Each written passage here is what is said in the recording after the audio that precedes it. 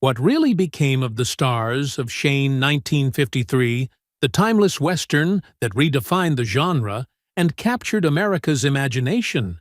More than 7 decades have passed since audiences first watched Alan Ladd ride off into the horizon, leaving behind a story etched into cinema history. But while the film remains frozen in time, the lives of its cast have unfolded in ways just as dramatic, filled with triumphs, heartbreaks, scandals, and quiet disappearances from the spotlight. Some found lasting fame, others faced personal tragedies, and a few left behind legacies that continue to echo through Hollywood today. Here's where the cast of Shane truly ended up in 2025. Alan Ladd, born on September 3, 1913, played Shane in 1953 at the age of 40, stepping into the role of the mysterious gunfighter whose quiet heroism and inner torment made him an archetype of the reluctant savior. Audiences saw nobility in his silence, a tragic beauty in his restraint. And yet that same haunted stillness was a reflection of the man himself. Ladd's childhood was marked by brutal loss. His father died when Alan was only 4, and he grew up in near poverty with a mother who struggled to provide. Small, frail, and mocked for his high-pitched voice, he buried feelings of humiliation under a carefully built mask of composure. As a young actor, he endured endless rejection, often dismissed as too short, too odd, and too cold. And even when he broke through with This Gun for Hire in 1942, success did not erase the pain. He was typecast as the silent killer and found himself fighting both depression and studio control, drinking heavily to cope. His biggest humiliation came in the late 1950s, when Paramount cut ties with him, citing declining box office and unreliability, leaving Ladd devastated. On set, he was rumored to be volatile, interfering with direction on The Deep Six, where insiders claimed rewrites and delays were due to his controlling nature.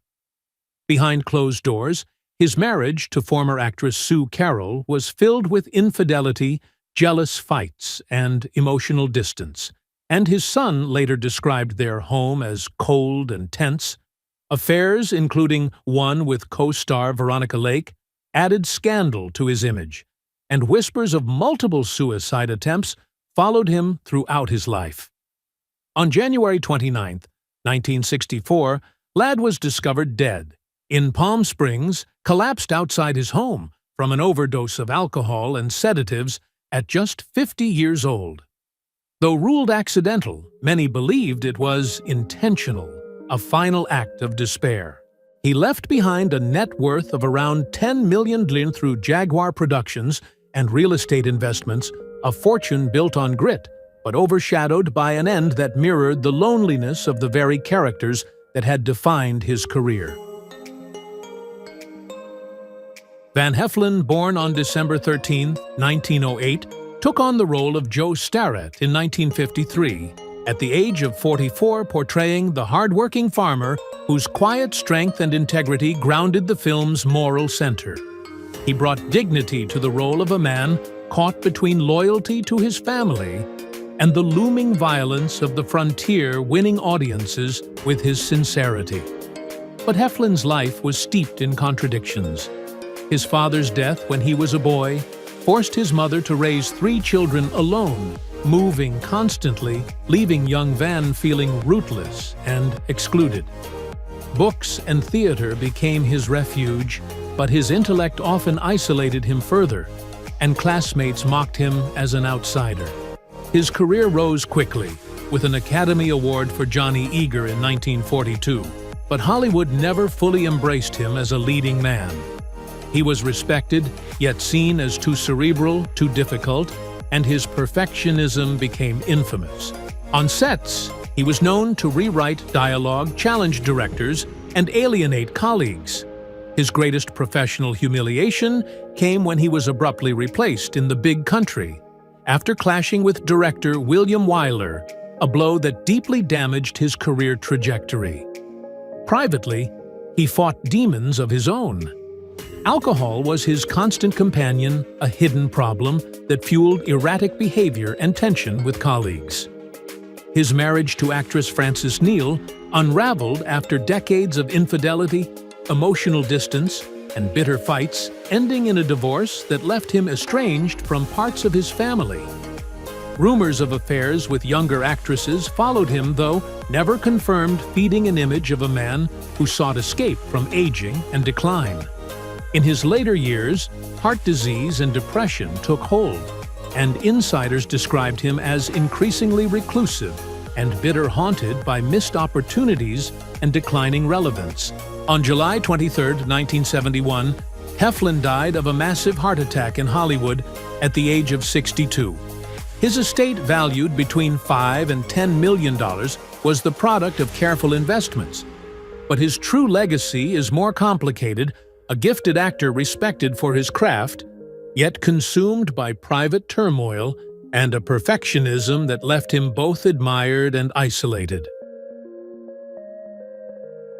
Jean Arthur, born on October 17, 1900, portrayed Marion Starrett in 1953, at the age of 53, bringing to life the frontier wife torn between loyalty to her husband and her unspoken attraction to Shane.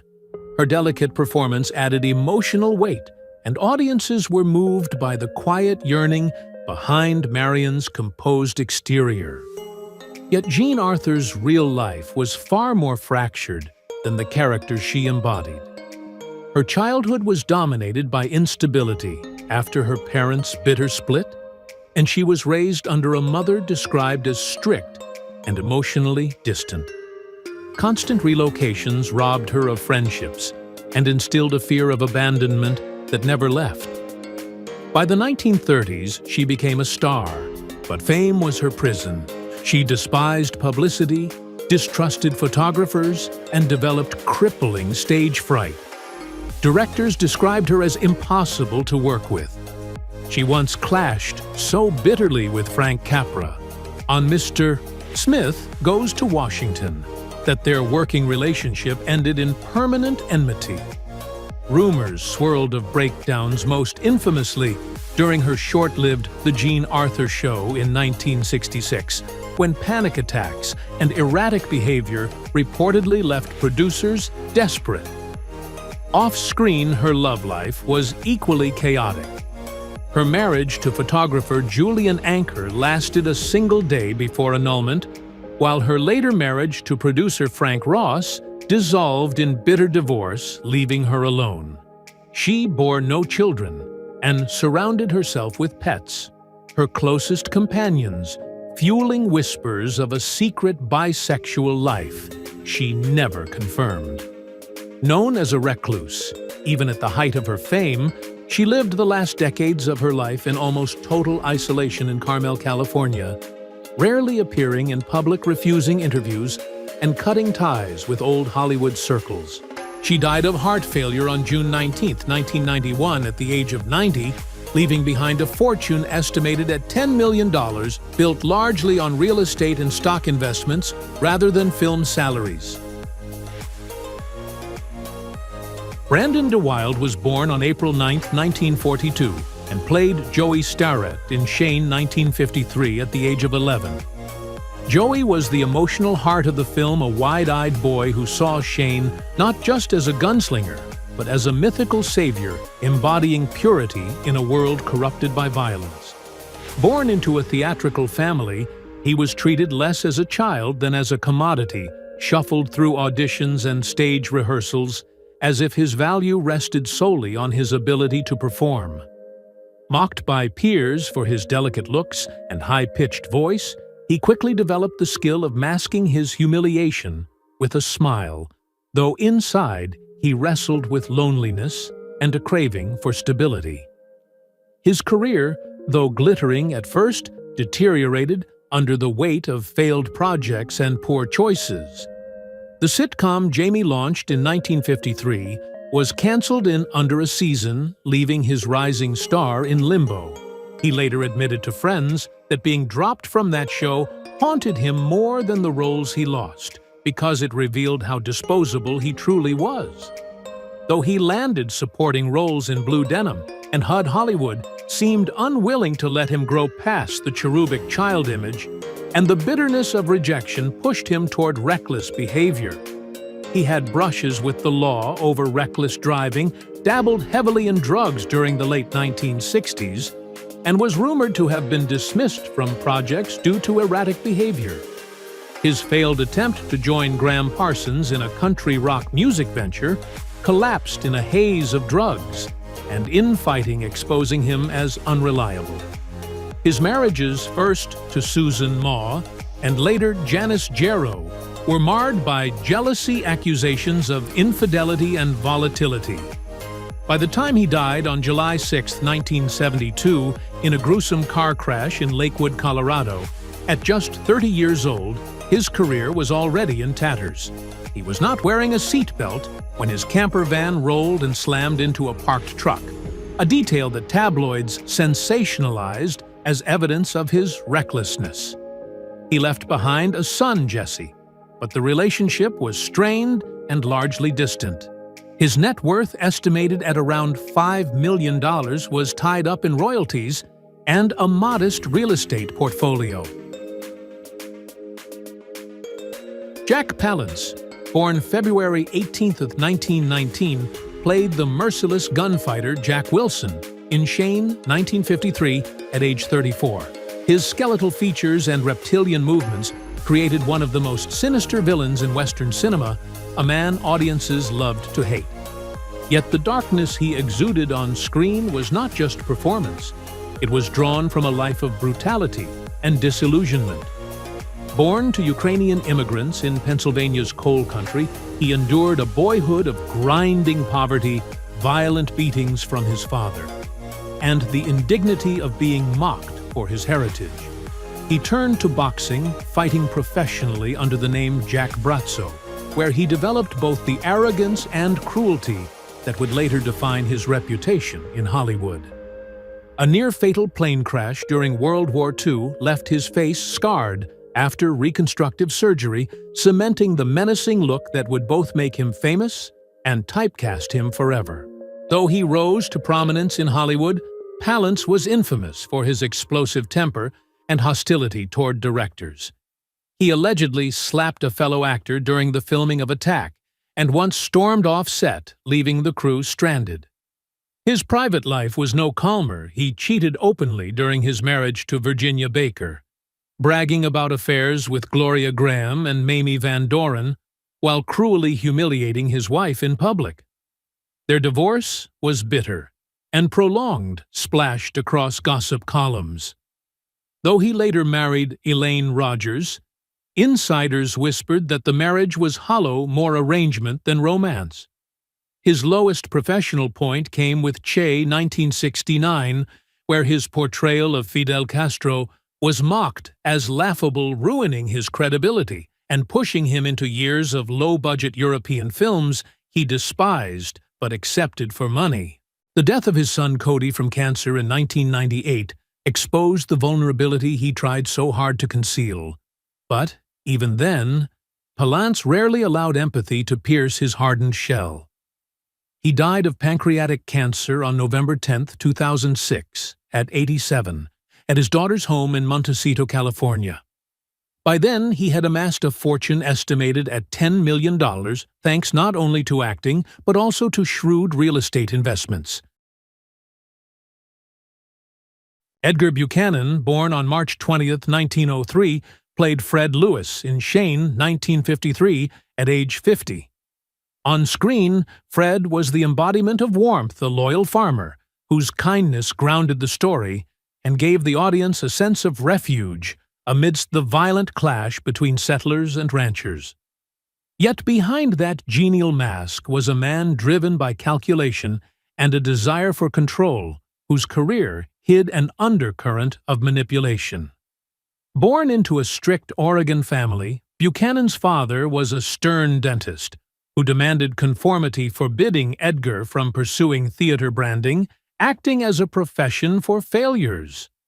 Outwardly, Edgar complied by earning a dental degree, But he led a double life, sneaking into community theater rehearsals and concealing his passion until he left the profession in secret. Hollywood was never easy for him. Breaking through in middle age, he fought tooth and nail to establish himself, and once he had a foothold, he guarded it jealously.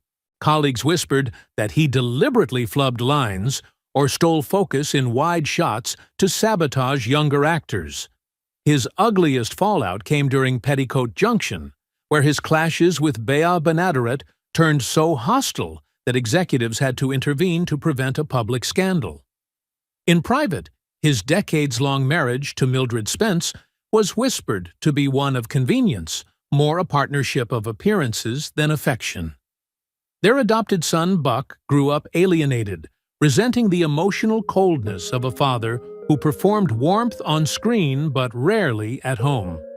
Friends recalled his heavy drinking, his tendency to berate stagehands, and his obsession with being seen as indispensable, even when producers grew tired of his demands. By the late 1970s, his health was in steep decline, and on April 4, 1979, he died in Palm Desert, California, from a stroke complicated by pneumonia at 76.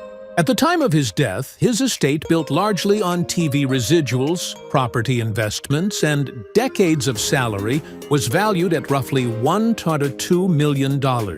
His reputation remains divided, a beloved character actor to audiences, but to those who worked beside him, a man whose genial smile masked a ruthless streak.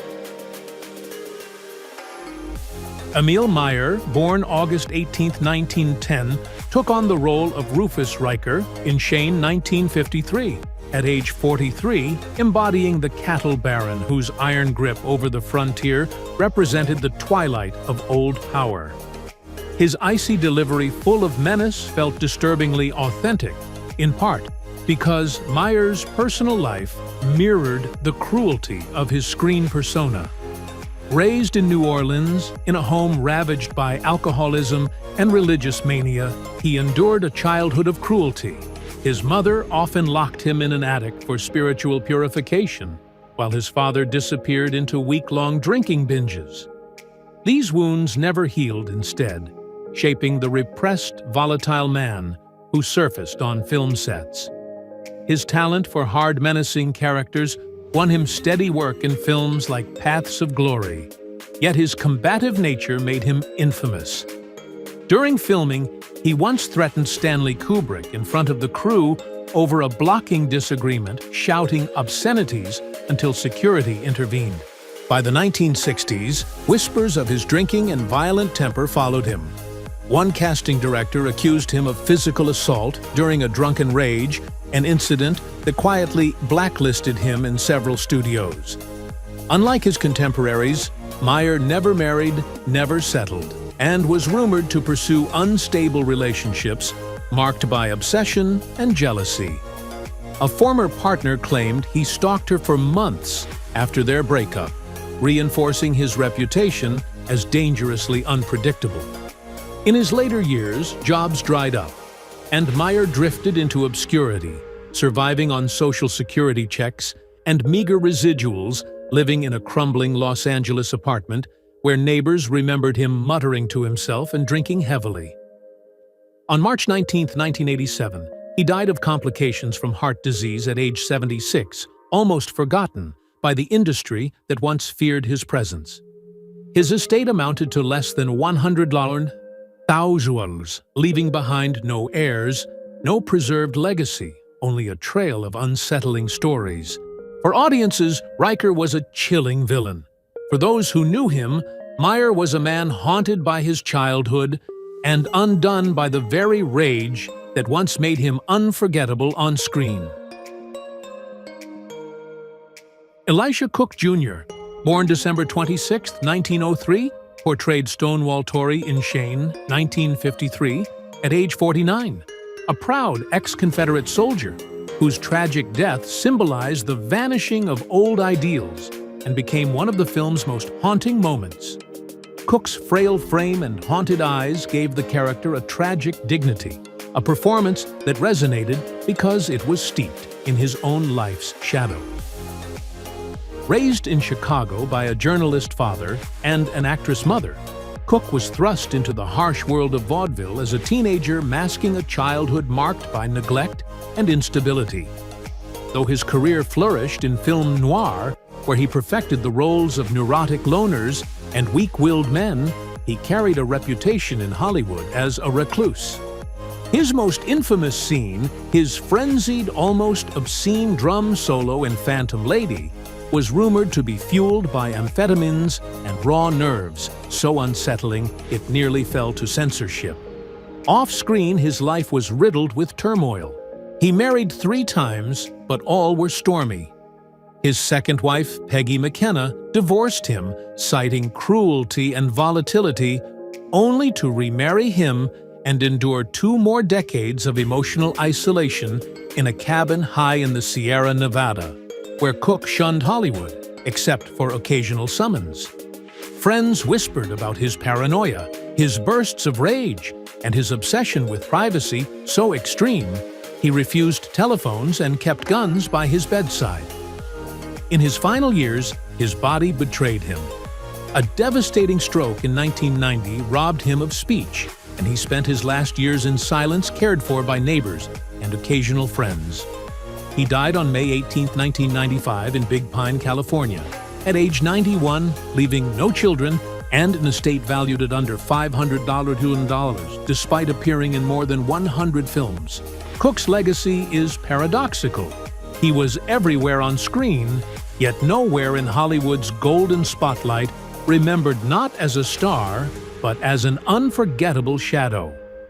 A man whose performances dripped with the very darkness that consumed his private life. Ben Johnson was born on June 13, 1918, and played Chris Calloway in Shane 1953 at age 35.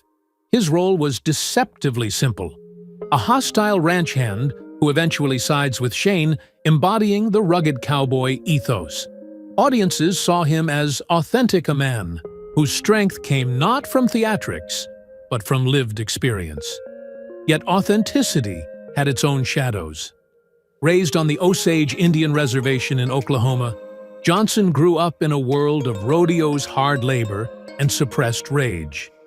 His father was a rodeo champion, whose stern expectations left little room for affection, and Ben learned to bury feelings under silence and stoicism. He stumbled into Hollywood almost by accident, while delivering horses, but success did not soften him. Known as one of the most uncooperative actors of his time, Johnson developed a reputation for contempt toward directors. He once told John Ford to go to hell on set, and was blacklisted for years as a result. He despised the industry's superficiality and often refused roles even after winning an Academy Award for The Last Picture Show, where his performance was lauded, but his disdain for fame was palpable. His biggest professional failure was his attempt to produce his own Western, which collapsed after studios deemed it unmarketable, humiliating him and proving he had little leverage despite his accolades. Personally, Johnson's life was marked by loyalty, but also profound loneliness. Married to Carol Jones for over 5 decades, they had no children, and friends claimed the marriage was distant, with Ben retreating into horses and land rather than intimacy. His grief after her death in 1994 consumed him, leaving him increasingly reclusive. Despite his disdain for Hollywood wealth, Johnson quietly amassed an empire through real estate and horse breeding, leaving behind an estate valued at nearly $100 million. He died on April 8, 1996 at 77 from a heart attack, while visiting his elderly mother in Mesa, Arizona. Ellen Corby was born on June 3, 1911, and played Mrs. Liz Torrey in Shane 1953 at the age of 42.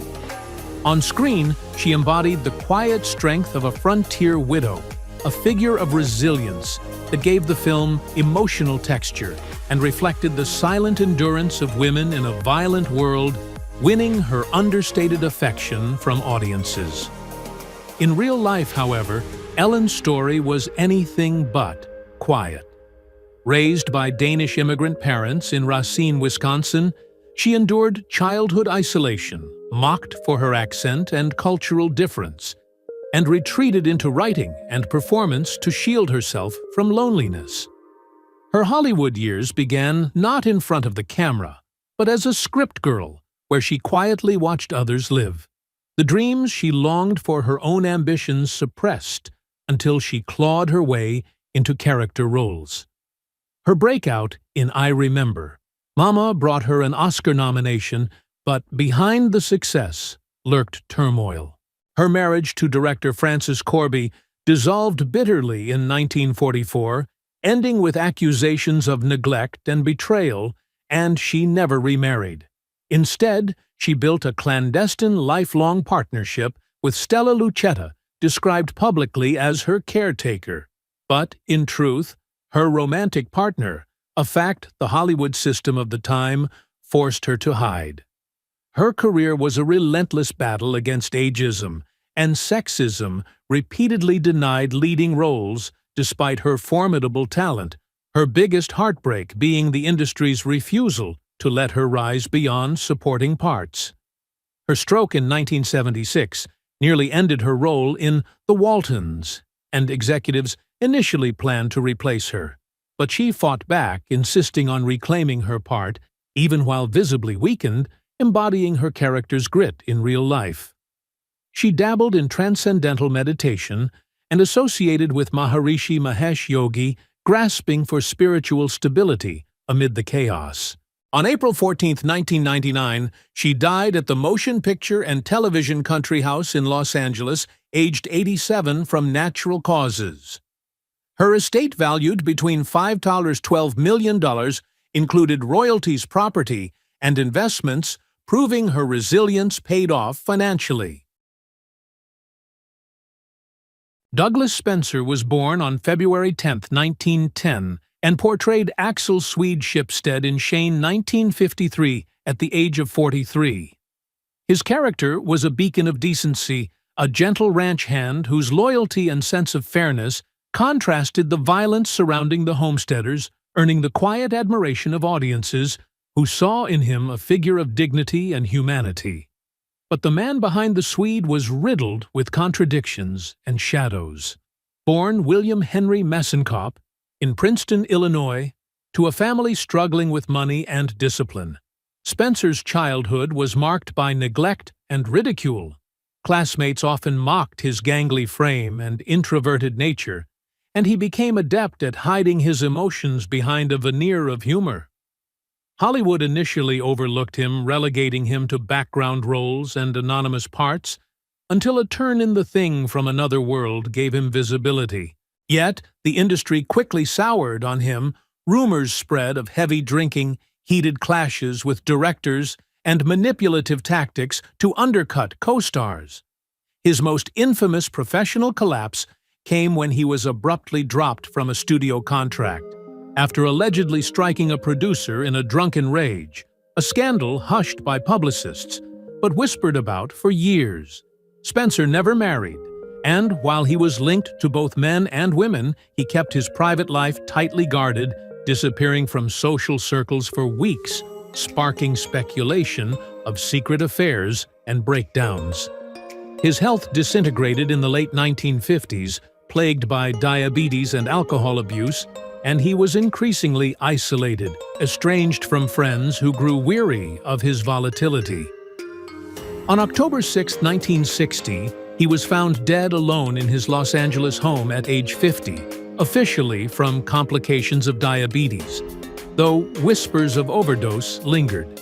His estate, largely tied to unclaimed royalties and modest property investments, was valued at around $20 million, a surprisingly high sum for an actor whose career ended prematurely. His death left an aura of enigma, an actor admired on-screen for warmth and humanity, but remembered off-screen for turmoil, volatility, and secrets he carried to the grave. Leonard Strong, born August 12, 1908, played Ernie Wright in Shane, 1953, at the age of 45, bringing to the film a sense of tension through his portrayal of a settler torn between fear and duty. Audiences recognized the authenticity of his conflicted homesteader, though few knew of the turbulence that shaped the actor behind the role. Growing up in Salt Lake City in a family devastated by his father's death in a rail accident, Strong endured grinding poverty and racial mockery due to his ambiguous features. He retreated into performance as a shield, yet his acting career soon became mired in controversy. Typecast in Asian roles, despite being American-born, Strong embodied Hollywood's exploitation of stereotypes, earning steady work, but at the price of perpetuating caricatures. Colleagues accused him of manipulating casting directors to edge out authentic Asian performers, and his temper made him notorious, especially after a violent altercation on the set of Get Smart when he allegedly assaulted a crew member.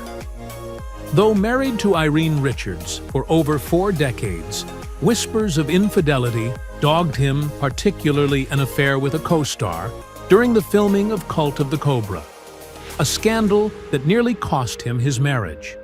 His children later distanced themselves, calling him emotionally absent and controlling. By the 1970s, his health unraveled. Neurological decline left him paranoid, convinced that powerful Hollywood insiders had conspired to blacklist him. When he died on January 23, 1980, in Glendale, California at 71, the official cause was never revealed, sparking speculation of suicide or overdose. His estate, valued at about $400,000, included a modest suburban home and residuals from his decades of television work. Leonard Strong's legacy is one of contradiction. A man who carved out a niche in Hollywood by exploiting typecasting, yet ended his life in obscurity, embodying both the opportunities and corrosive costs of Hollywood's darkest machinery. Edith Evansson, born April 29, 1896, played Mrs. Shipstead in Shane, 1953, at 57, bringing to life the quiet fortitude of a frontier woman, whose endurance and warmth represented the backbone of homesteading families. Audiences appreciated her as a symbol of strength and ordinary courage, though the role was small. In reality, Edith's life was marked by repression, grief, and relentless battles for dignity.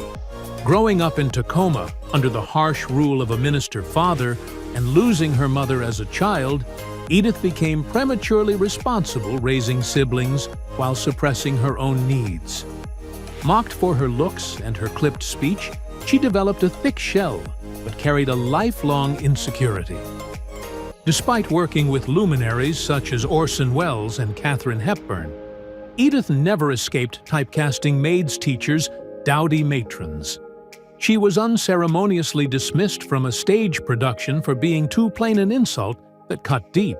Known for her refusal to play along with Hollywood's glamour culture, she often clashed with directors and became infamous for her disdain toward Marilyn Monroe, ironically ending up as Monroe's vocal coach in the doomed Something's Got to Give.